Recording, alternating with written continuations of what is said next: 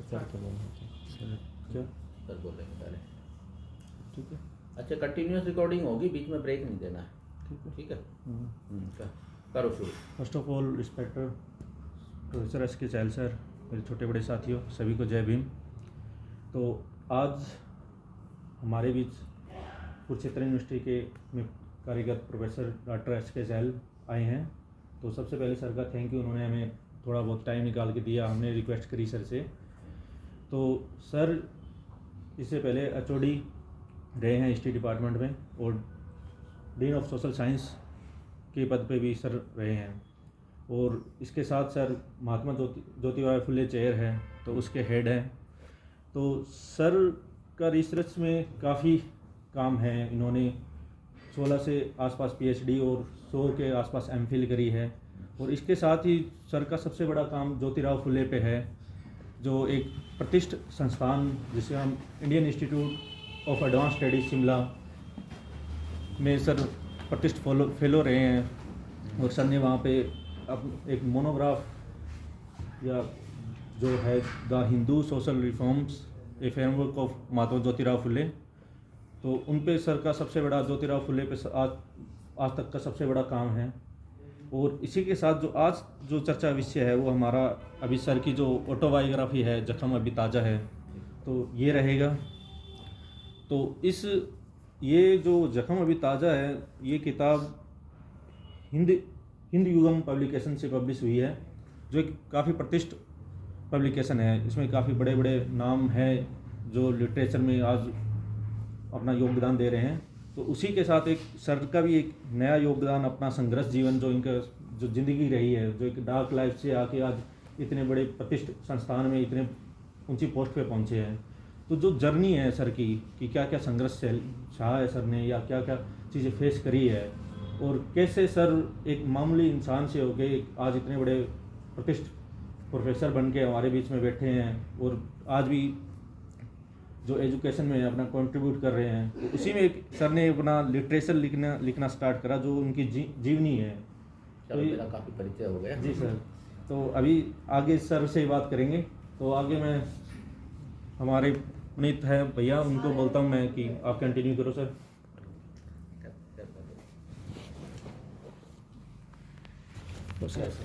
आप Puneet. First of all, congratulations for your autobiography, sir. थोड़ा सा ऊँची आवाज़ में। First Thank of you. all, so sir, this autobiography, why autobiographies are written? First question for you.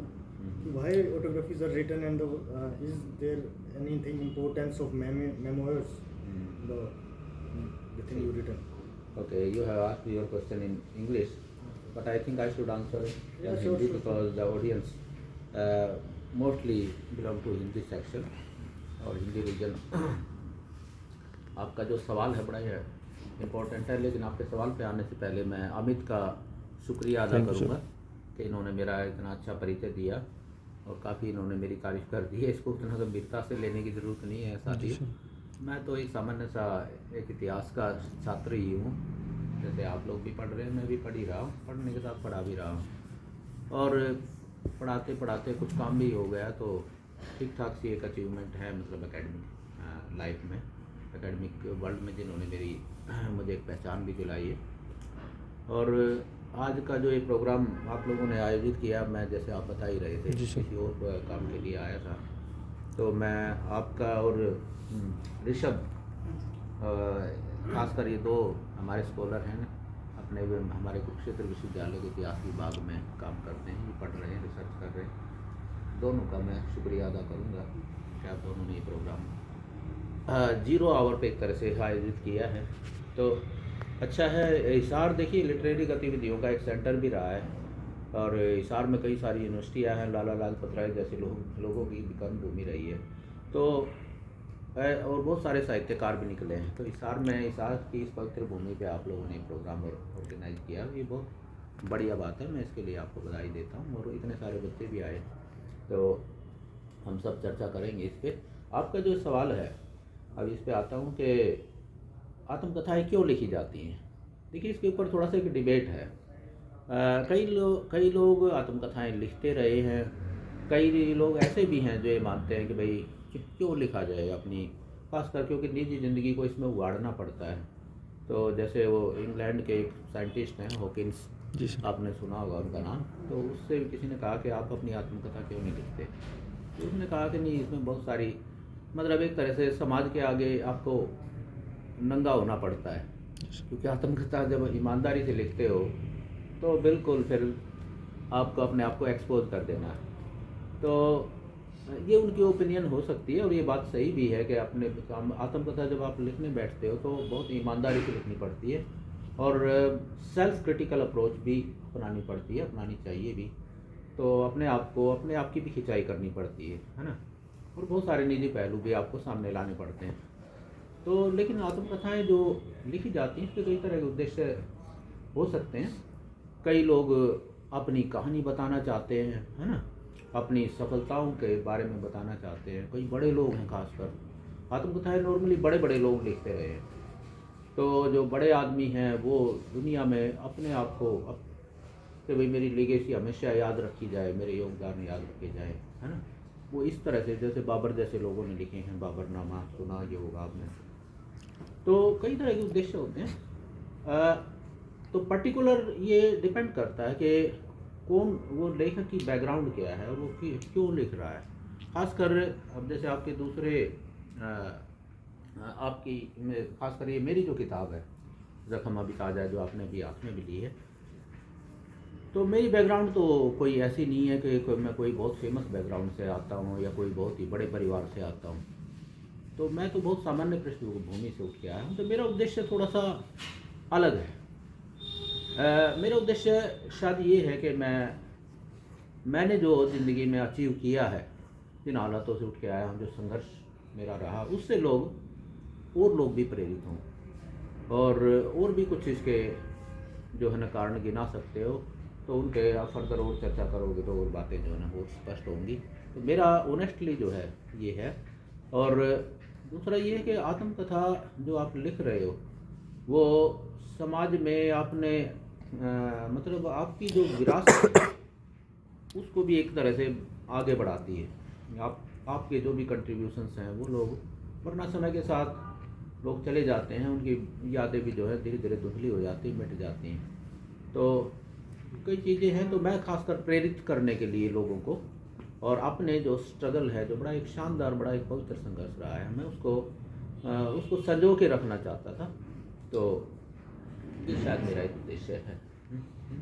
Sir जैसा कि हम देख रहे हैं कि शीर्षक है कि जख्म अभी ताज़ा है और ये एक दलित आत्मकथा है, तो इस दलित आत्मकथा का महत्व क्या है सर? ओके, ये भी बड़ा अच्छा सवाल पूछा आपने।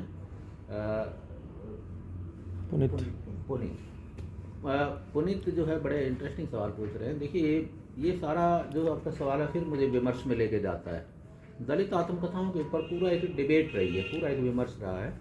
और बहुत पहले महाराष्ट्र से ये आत्मकथाएं लिखनी शुरू हुई थी। एक बड़ा फेमस दलित राइटर है दया पवार, उनको अगर आप पढ़ो, उनकी किताब है एक, वो ऑटोबायोग्राफिकल नॉवल है, बेसिकली है तो उन्हीं की कहानी, लेकिन नॉवल की फॉर्म में लिखी है। अछूत करके उसका टाइटल है, मराठी में लिखा था, दुनिया में काफ़ी प्रसिद्ध हुआ। और भी बहुत सारी आत्मकथाएं आई हैं। ओम प्रकाश वाल्मीकि की सुनी होगी बच्चों आपने भी, जूठन, वो उत्तर भारत की एक पहली चर्चित आत्मकथा है। उससे पहले भी लिखी लोगों ने, लेकिन उस पर बहुत चर्चा हुई है। और इसके अलावा जो है मोहनदास राय की अपने अपने पिंजरे है, और भी बहुत सारी हैं। इन आत्मकथाओं को क्यों लिखा जाता है, खासकर दलित क्यों लिखते हैं अपनी आत्मकथाएं?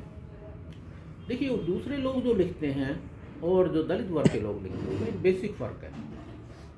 दलित आत्मकथा इसलिए लिखी जाती है, इसलिए नहीं कि दलित को कोई सिंपैथी चाहिए, इसलिए नहीं लिखी जाती।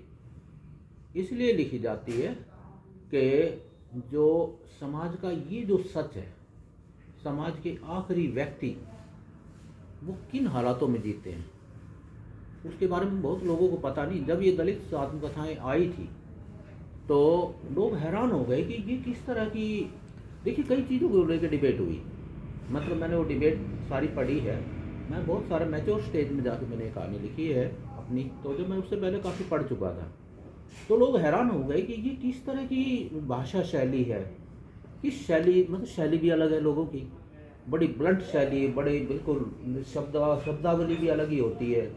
जो अपर क्लास के लोग होते हैं, जो देखो जो सभ्य सो कॉल्ड सभ्य लोग हैं, पढ़े लिखे लोग, उनकी तो बड़ी सुसंस्कृत संस्कृत सी भाषा होती है। अब भाषा भी बिल्कुल ब्लंट हो जाएगी, है ना। सौंदर्य शास्त्र भी अलग हो जाएगा, है ना। तो क्योंकि उसमें उस तरह की चीज़ें हैं, मतलब जिसको आप कुरूप मानते हो हम मानदंडों में, संस्कृति के मानदंडों में, वो चीज़ को कुरूप का इसमें सौंदर्य बन के उभरता है। तो बेसिकली इनका पर्पज ये था, लोग हैरान हो गए कि ये क्या है, ये किस तरह का सच। लेकिन फिर भी लोगों ने बहुत इंटरेस्ट लिया, क्योंकि बिल्कुल एक नए तरह का सच था।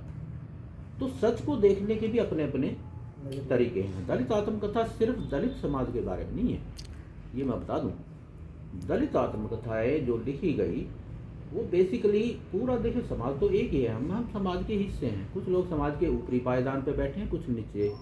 तो जो समाज के सबसे जो हाशिए के लोग हैं, अगर उनकी नज़रिए से हम सत्य को देखें, समाज के सच को देखें, तो कुछ और दिखेगा।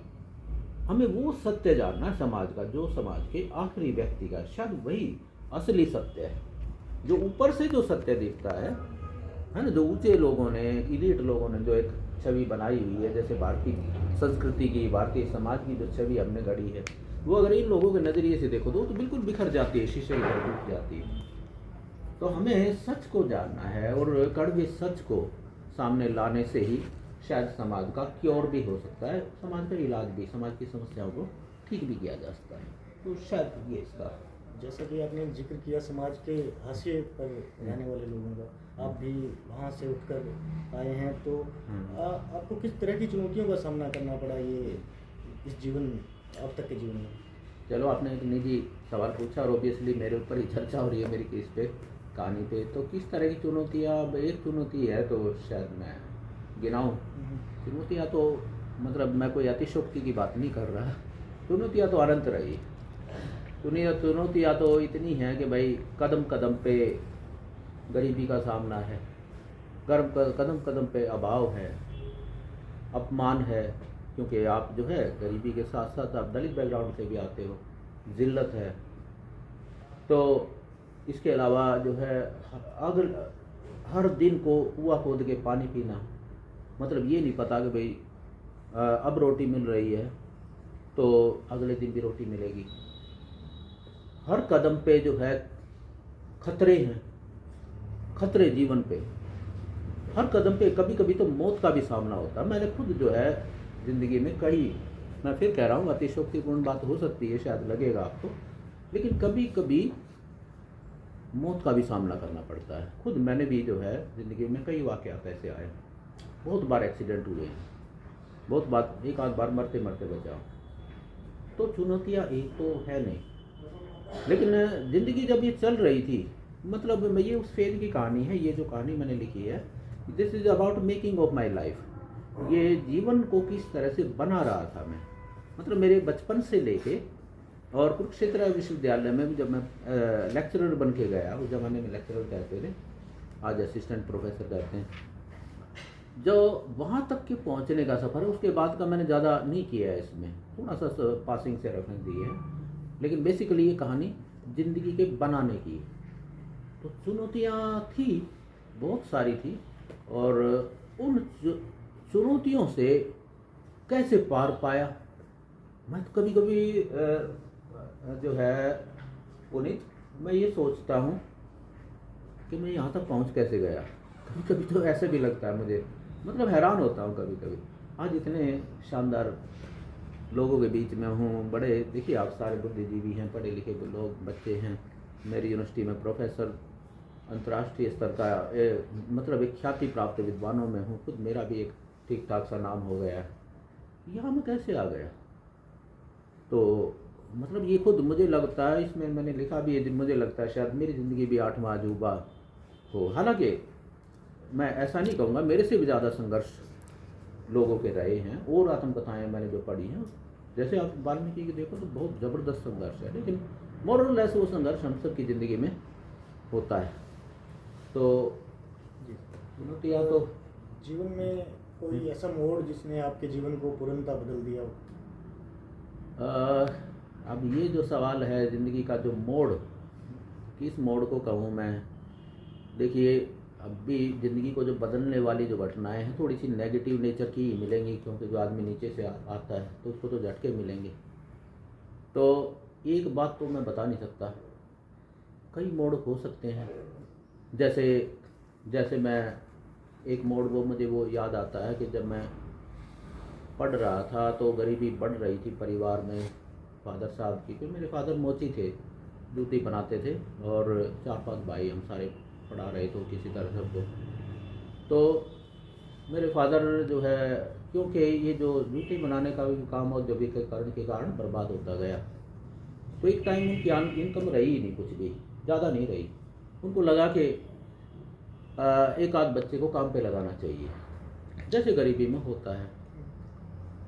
तो शाम को मेरे फादर मेरी माँ से ये बात कर रहे थे, सोते वक्त, बाहर सोते थे गर्मियों के दिनों में, और मैं भी साथ में जो है मेरी चारपाई थी। तो मैं जाग रहा था उस समय, मन में जो बात हुई, फादर ने कहा कि भाई मुझे एक बच्चे को लगाना पड़ेगा काम पे, गुजारा हो नहीं पा रहा। मेरी माँ ने कहा कि नहीं, बच्चों को पढ़ाना है, हमें सभी बच्चों को पढ़ाना है। तो उन्होंने कहा मैं कैसे पढ़ाऊँ। तो मेरी माँ ने ये कहा कि मैं खुद मजदूरी करूँगी, मैं काम करूँगी, लेकिन किसी भी बच्चे को हम पढ़ाई से नहीं उठाएंगे। जो बात मेरी माँ ने कही वो हमेशा के लिए छप गई मेरे जहन में। उन्होंने कहा क्या पता है इन मेरे 5 बच्चों में से कौन सा क्या बन जाए, कितना बड़ा आदमी बन जाए। दोस्तों, अगर उस दिन मेरे फादर फैसला करते माँ बाप पढ़ाई से उठाने का, तो शायद वो मेरी बारी होती, क्योंकि मैं काम में भी बहुत ज़्यादा माहिर था, घर के कामों में हाथ बटाता था। वैसे भी मुझे लगता था माँ बाप इतना कष्ट पा रहे हैं कि मैं उनकी मदद करूँ। तो लेकिन पढ़ाई भी मुझे प्रिय थी। तो उस दिन माँ ने जो बात कही, क्या पता कौन सा बच्चा क्या बन जाए, वो कितनी सटीक थी, कितनी सही थी बात। क्योंकि मैं उसके बाद कहाँ से कहाँ पहुँचा, पढ़ाई पूरी अगर मेरी विश्वविद्यालय में हूँ, मेरे दूसरे भाई यहाँ तक नहीं पहुँच पाए। तो वो एक मोड़ तो ये याद आता है। तो उसके बाद मैं बड़ा गंभीरता से पढ़ाई मैंने करी। और भी मोड़ है, कुछ बिटर मोड़ भी हैं। लोग जो है, मैं उनके बारे में चर्चा ज़्यादा नहीं करूँगा, बहुत लंबी बात हो जाएगी। कई लोग जो है बड़े बिटर बात कह देते थे, कटु बात कह देते थे। देखिए, जब आप गरीब होते हो कोई भी कुछ भी बोल सकता है। तो स्वाभिमानी भी था मैं। तो एक बार मैं मजदूरी कर रहा था, किसी के बिल्डिंग में काम चल रहा था, और उसने पूछा मकान मालिक ने, जिनका काम चल रहा था, भाई क्या करते हो। तो मैंने कहा भाई, तो पहले उसको पता चल गया था शायद मैं कि उन दिनों में मैं MA कर रहा था।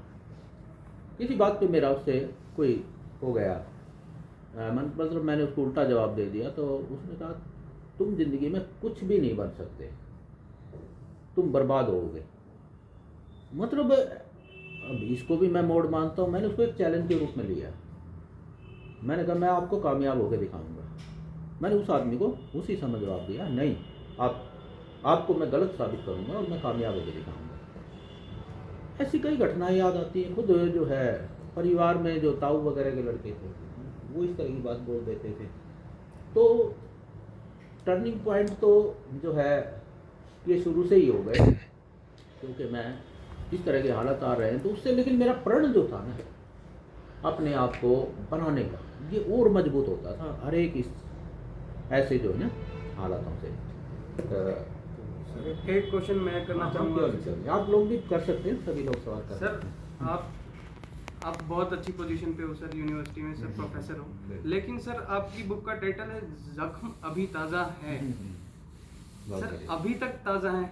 क्या बात है। हाँ जी सर। ऋषभ, बहुत बढ़िया सवाल पूछा आपने। हाँ जी। और ऋषभ बड़े अच्छे स्कॉलर हैं, मेरे अंडर ही काम कर रहे हैं। और ऋषभ ये जो सवाल पूछा ना, जख्म ताज़ा क्यों है, ये टाइटल जो मेरा है, ये मेरे से कई लोगों ने पूछा, बहुत लोग पूछते हैं अक्सर।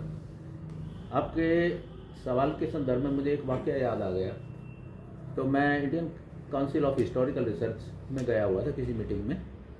वहाँ मुझे एक प्रोफेसर मिली, मैडम मिश्रा करके थी, ब्राह्मण बैकग्राउंड से, और वो फेमिनिज्म पे काम भी कर रही थी, मतलब प्रोग्रेसिव भी लगती थी, है ना। तो जब उनको मेरे काम का पता चला, इस आत्मकथा, उन्होंने पूछा, चहल साहब आपका ये जख्म भर क्यों नहीं जाता आप। तो प्रोफेसर हो गए आप, इतने सम्मानित पद पे हो, तो आपका सवाल भी उसी तरह का है। मैंने कहा मैडम मैं आपके सवाल का जवाब दूंगा, लेकिन उससे पहले एक सवाल मेरा है आपसे, मैं जानना चाहूँगा मैडम, आप ज़रा आप मुझे ये बताएं, क्योंकि आप पैट्रियार्की ना आप इस पे काम करते हो, फीमेल प्रॉब्लम पे, जेंडर प्रॉब्लम पे, आप मुझे बताओ क्या पैट्रियार्की ख़त्म हो गई? पैट्रियार्की ख़त्म हो गई? पैट्रियार्की ही जेंडर प्रॉब्लम का कारण है, पुरुष सत्ता है ना, महिलाओं की समस्या का कारण है मर्द, और मर्दों की ये सत्ता, तो क्या ये ख़त्म हो गई? अब मैडम हैरान होकर रह गई, हिल गई, बोले नहीं सर ये तो ख़त्म नहीं हुई, ये तो बिल्कुल भी ख़त्म नहीं हुई। मैडम मैंने कहा मैडम यू आर राइट, आप सही कह रहे हो, ये ज़्यादा ख़त्म नहीं हुई है, जिस जो हमें दिखता है ना वो सतही है। जिस तरह जेंडर प्रॉब्लम ख़त्म नहीं हुई, उसी तरह कास्ट की प्रॉब्लम भी ख़त्म नहीं हुई है। तो जिस तरह जेंडर जो आपके अंदर महिला होने का जो दर्द है, जो बोल रहा है अभी, है ना, जो उभर के आ गया, तो वही जख्म मेरा है। लेकिन मैं आपका जख्म समझ सकता हूँ, मैं आपके दर्द को समझ सकता हूँ, लेकिन आप नहीं समझ पाई। आप अपनी प्रॉब्लम को तो समझ रहे हो, लेकिन मेरी प्रॉब्लम की जब बात आई तो आप ब्राह्मण बन के सोचने लगे। जरा अपने आप को दलित बन के सोच बना के देखो, दलित की जगह रख के देखो, आपको पता चल जाएगा जो भी बदलाव है ये बहुत सतही है। कास्ट प्रॉब्लम कहीं नहीं गई है, इस सभ्य समाज में भले ही दिखता हो, लेकिन हकीकत यही है कि जाति कहीं नहीं गई है, और जाति के कारण जाति के साथ होने वाला जो अपमान है, जो भेदभाव, वो भी नहीं गया। हो सकता है, चलो आपकी बात मैं थोड़ी सी मानता भी हूँ कि मेरा जख्म काफ़ी हद तक तो भर जाना चाहिए था, और भरा भी है। पहली बात तो ये है कि अभी भी समाज, क्योंकि प्रॉब्लम तो गई नहीं है, समाज उसी निगाह से ही देखता है। समाज भी वही है, ये हिंदू समाज, और उसकी निगाह में दलित भी वही है। चाहे आप कुछ भी बन जाओ, लोग उस जख्म को कुरेद देते हैं। कभी कभी बहुत बड़े लेवल के लोग भी जो है ना ऐसी बात कह जाते हैं, तो जख्म फिर हरा हो जाता है। ये जख्म ताज़ा क्यों रहता है? अच्छा चलो, मेरे जख्म का भी मुद्दा नहीं है, मैं भूल भी जाऊँ थोड़ी सी देर के लिए, क्योंकि मैं बड़ा एम्पावर्ड हूँ इस टाइम, मैं जवाब भी दे सकता हूँ, लोगों को बता भी सकता हूँ कि भाई यू आर रॉन्ग। सवाल मेरे जख्म का तो नहीं है ना, सिर्फ सवाल है उन करोड़ों लोगों का जो अभी भी जाति और गरीबी, ये जो तमाम समस्याएं जो उनके कारण भुगत रहे हैं, अभी भी भेदभाव झेल रहे हैं। तो उनका जख्म जिस दिन, ये मेरी जो किताब का टाइटल है ना, जख्म अभी ताज़ा, ये एक सिंबॉलिक है, मेरे लिए भी है, मेरे से ज़्यादा इस समाज के लिए, कि समाज में करोड़ों लोगों के जख्म अभी भी यों के तो हैं। तो इसलिए समाज को एक मैसेज देने के लिए ये कहानी लिखी है, और ये टाइटल भी शायद मैंने सोच समझ के रखा है कि इन जख्मों को भी कभी न कभी हमें भरना है, सामूहिक तौर पे मिलके। तो ये हमारे कलेक्टिव प्रयास होंगे, समाज में एक अवेयरनेस लानी है। देखिए, दलित आत्मकथा दलित के लिए नहीं लिखी जाती, ये भी याद रखना, ये मैंने अपने लिए नहीं लिखी है। जैसे मैंने शुरू में ही कहा, प्रेरणा लेने के लिए भी लिखी है, और उन लोगों के लिए लिखी है जो दलित प्रॉब्लम को थोड़ा गंभीरता से नहीं लेते, जो सोचते हैं शायद खत्म हो गई है कोई प्रॉब्लम, है ना। सब समाज में ये धारणा बन रही है। कभी गांधी जी भी कहते थे छूआछूत जो है खत्म होने वाली है, लेकिन अभी भी दलितों पर अत्याचार होते हैं। अभी भी हरियाणा में कुछ घटनाएं घटी है, पता नहीं आपको, इतना बड़ा, देखिए IPS ऑफिसर, उसने सुसाइड किया, सुसाइड करने पे मजबूर हो गया, इतनी एम्पावर्ड पोजीशन पे है वो बंदा तो, लेकिन वो चारों तरफ से उसके अधिकारी उसको प्रताड़ित कर रहे हैं, कहीं ना कहीं उसको न्याय नहीं मिल रहा। ये ऐसी घटना क्यों घटती है? हमें इन जख्मों को भरना है, हमें एक सभ्य समाज बनाना है जिसमें लोग समझ सके, अपने आप को दूसरे की जगह रख के देखना सीखे। तो ये बहस काफ़ी व्यापक है वैसे, तो शायद आपके सवाल का जवाब कुछ दिया है। सर मेरा एक और सवाल है आपसे। हाँ। सर मैं चाहता हूँ कि आप कुछ हार्श रियलिटीज़ के बारे में बताएं जो आपने फेस किए हैं, जो औरों को मतलब कम पता है, जो नहीं पता, जो छुपी हुई रियलिटीज़, हार्श रियलिटीज़। अब हार्श रियलिटी का सवाल पूछ लिया तो वही बात है, वो हॉकिंस वाली, अपने आप को नंगा करने वाली बात है। तो थोड़ा सा कर लेता हूँ, मैंने इस किताब में किया ही है। देखिए आर्ट्स रियलिटी मैं एक बताता हूँ, बहुत सारी हैं इसमें, एक रियलिटी थोड़ा शेयर करता हूँ। नॉर्मली ये माना जाता है शिक्षक जो होते हैं ना, शिक्षकों के निगाह में तो सारे छात्र बराबर होते हैं, है ना, और जो भी कोई भी टीचर है उसकी निगाह में वो सभी बच्चों के लिए एक आदर्श तौर पे उनकी ज़िंदगी बनाने का प्रयास करता है। लेकिन हमारे देश में शिक्षक जो हैं, टीचर, वो इस तरह के सारे नहीं होते। हम तो हैं, मैं तो खुद ऐसा टीचर होने का प्रयास करता हूँ, सभी बच्चों को बराबर की निगाह से देखूँ, सबकी मदद करूँ। मुझे ऐसे टीचर नहीं मिले। नॉर्मली टीचर की छवि बहुत शानदार बनाई गई है हमारे देश में, ब्रह्मा विष्णु महेश, कई बार आप भी व्हाट्सअप करते हो मुझे टीचर्स डे पे कि गुरु ब्रह्मा गुरु विष्णु महेश, इस तरह की छवि बनाई गई। लेकिन वो हमारे जो गुरु है, खासकर जो मुझे तो वो सारे द्रोणाचार्य मिले। मतलब मैं एक तुलना कर रहा हूँ, द्रोणाचार्य को बहुत सम्मान दिया जाता है इस देश में, इसके बावजूद भी कि उसने एकलव्य के साथ जो किया। तो गुरुओं की एक ऐसे अनुभव हुए हैं मेरे अनुभव, जैसे आर्ट्स एक्सपीरियंस की बात करी ना आपने। अब एक हमारे टीचर थे, किताब में मैंने बताया है थोड़ा सा, और भी किस्से मिलेंगे। एक हमारे टीचर थे, मैं पढ़ने में मैं ठीक ठाक था और मुझे पिटाई से कुछ थोड़ा सा डर भी लगता था। बड़े सख्त थे, पंडित जी थे, द्रोणाचार्य की दूसरी मूर्त थे वो, तो बड़ा मारते थे बच्चे अगर पढ़ाई नहीं करे तो मैं पढ़ाई में तो कभी मार खाता ही नहीं था, जो भी बड़ा काम देते कर लेता था। तो लेकिन उस बंदे को मैं रड़क गया कि ये बच्चा पिटता नहीं, और उसको मेरी कास्ट का तो पता था ही, है ना, टीचर के तो रजिस्टर में सब होता है। तो उसने ये ठान लिया कि इसको तो पीटना ही है। अब उसने ठान लिया तो वो बहाना निकाल लेगा। एक दिन उसी समय सवाल लिखाया और उसी समय कहा 5 मिनट में याद करो और मैं सुनूंगा। तो 5 मिनट में याद नहीं हो पाया, मेरे से भी नहीं हो पाया, किसी से भी नहीं हो पाया। उन्होंने फटाफट बंद करो, अब बताओ। किसी का भी हाथ खड़ा नहीं हुआ। मेरे को टारगेट किया, सबसे आगे बैठता था मैं, मेरी आदत थी हमेशा आगे बैठने की। शिक्षक से मैं ज़्यादा से ज़्यादा लेने की मेरी भावना रही है। उसने खड़ा किया, बता भाई सर याद हुआ? मैंने कहा सर नहीं हो पाया। हाथ का आगे करो, हाथ आगे बढ़ा दिए, 4 डंडे मारे। डंडे तो चलो वक्त के साथ भूल जाता आदमी। जो बात कही, जो जख्म उसने बातों के जरिए दिया, आपने पूछा था ना जख्म भरता क्यों नहीं, जो बात कही वो जिंदगी भर नहीं भूल सकता मैं।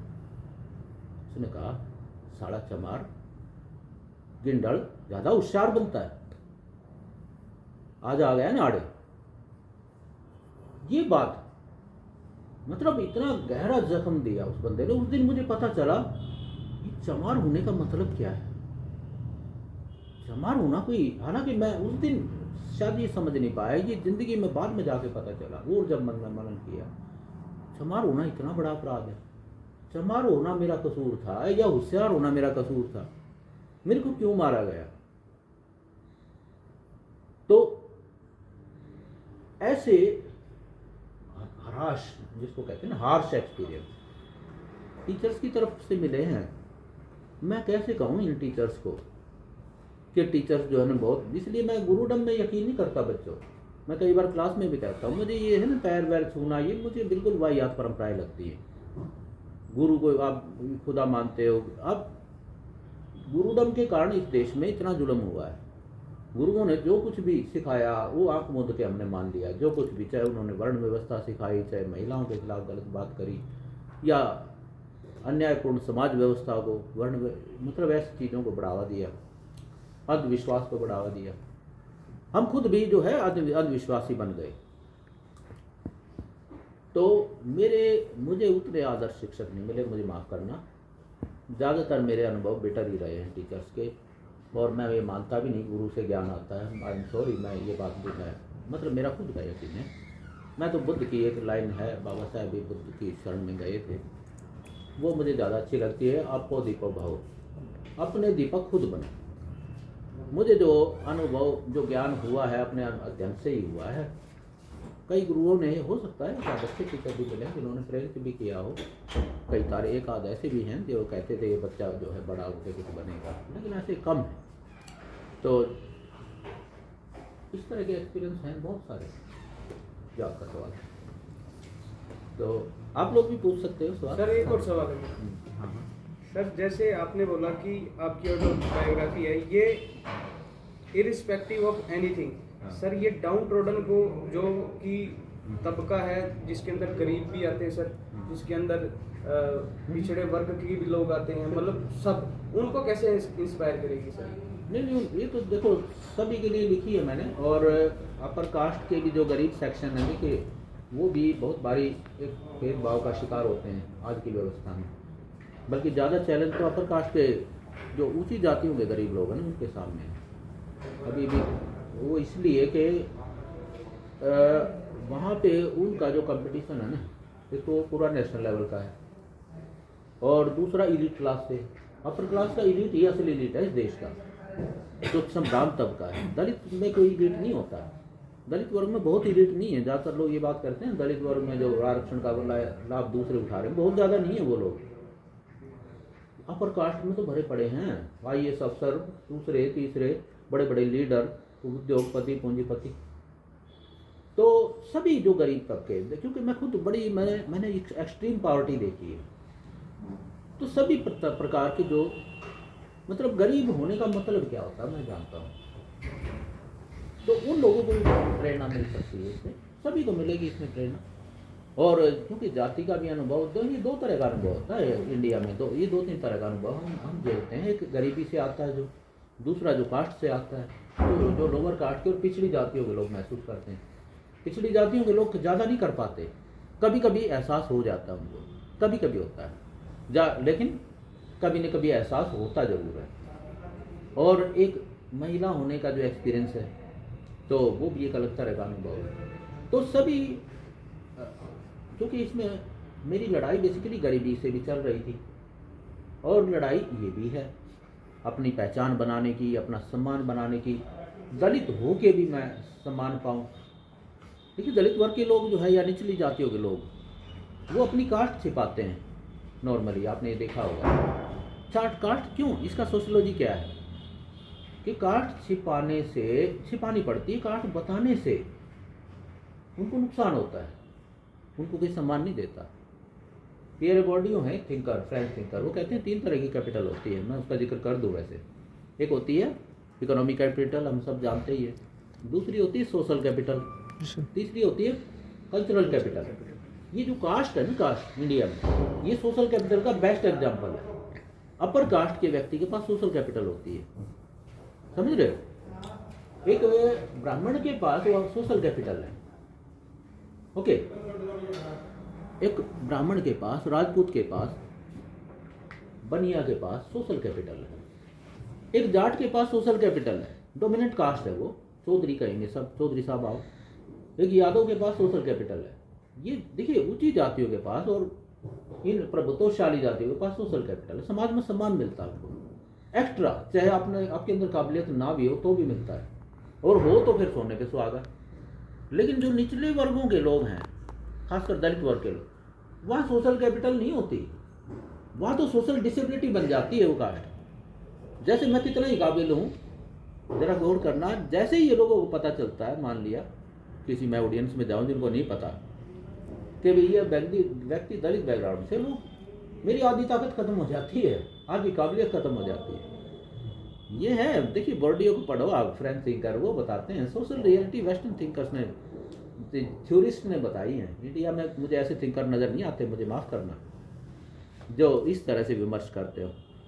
तो ये जो आपका क्या सवाल था सर कि डाउन ट्रोडन को कैसे इंस्पायर करती है? हाँ, डाउन ट्रोडन को कैसे इंस्पायर करती है। तो देखिए जो लोग निचले वर्गों के लोग, खासकर आपने कहा ना डाउन ट्रोडन को कैसे इंस्पायर करती है, तो जो दलित वर्ग की बात कर लो आप, जो दलित तबका था, थोड़ा सा आप बैठ जाइए भाई, उसको कैसे इंस्पायर करती है, क्योंकि मेरे से वो सीख सकते हैं। वो देखिए इस जद्दोजहद से जूझते हैं ज़िंदगी भर, जब वो कुछ कामयाब हो जाते हैं, पढ़ लिख जाते हैं, सभ्य समाज में एंटर करते हैं, कास्ट को छिपाते हैं। बहुत सारे लोग ज़िंदगी भर छिपाए रहते हैं। मैंने कभी भी कास्ट को, मैं मतलब मेरे अंदर ये चीज़ हमेशा बनी रही, मैंने इसको कभी नहीं छिपाया।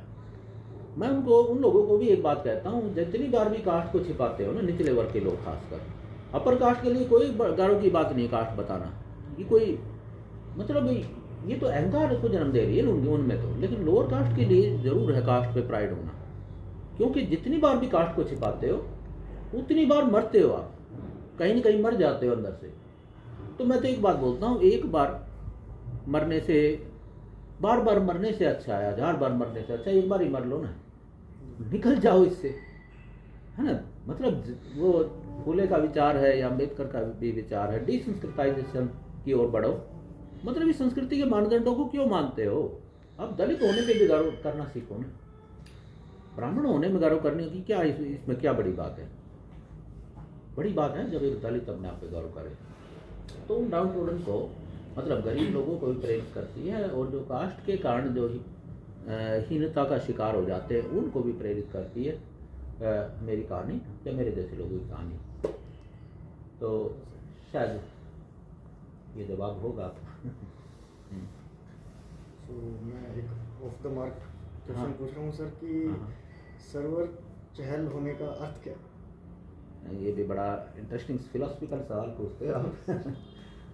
देखिए, सर्वर कुमार चहल होने का अर्थ मैं क्या, सर्वर कुमार चहल। हाँ, मतलब एक तो देखिए, आपको जो लगता है एक सर्वर कुमार चहल आपके पास सामने बैठा है, एक प्रोफेसर, एक तो ये है, एक विद्वान, एक इतिहासकार, मतलब जो आप लोगों को लगता होगा, एक शिक्षक, एक विश्वविद्यालय का जो है बुद्धिजीवी, एक मॉडर्न छवि वाला व्यक्ति जो हैट लगाता है, टाई लगाता है, और मॉडर्न सोच भी है खैर मेरी। एक तो ये मीनिंग निकलता है, मतलब इसका मतलब आपको दुनिया में ये दिखता होगा जो ऊपर से आपको नज़र आता है। लेकिन मुझे लगता है सर्वर चहल होने का मतलब शायद ये नहीं है। देखिए, मैं तो, अगर मेरे से पूछो आप भाई ये सर्वर कुमार कौन है, मुझे तो वो सर्वर कुमार याद आता है जो क्लास में सबसे आगे बैठने के लिए अपने साथियों से लड़ता था। मुझे वो सर्वर कुमार याद आता है। मतलब मेरा जो खुद का मतलब है, मैं तो अपने आप को उस रूप में ज़्यादा देखता हूँ, मतलब वही छवियाँ मेरे दिमाग में घूमती हैं। मुझे वो सर्वर कुमार दिखता है जो कि 10th की क्लास के बाद फादर ने कहा भाई कुछ काम करो, तो एक चाय के खोखे पे, खोखा ही था, जैसे छोटी सी रेडी लगा लेते हैं ना लोग, रेडी, बल्कि खोखा भी नहीं था, रेडी।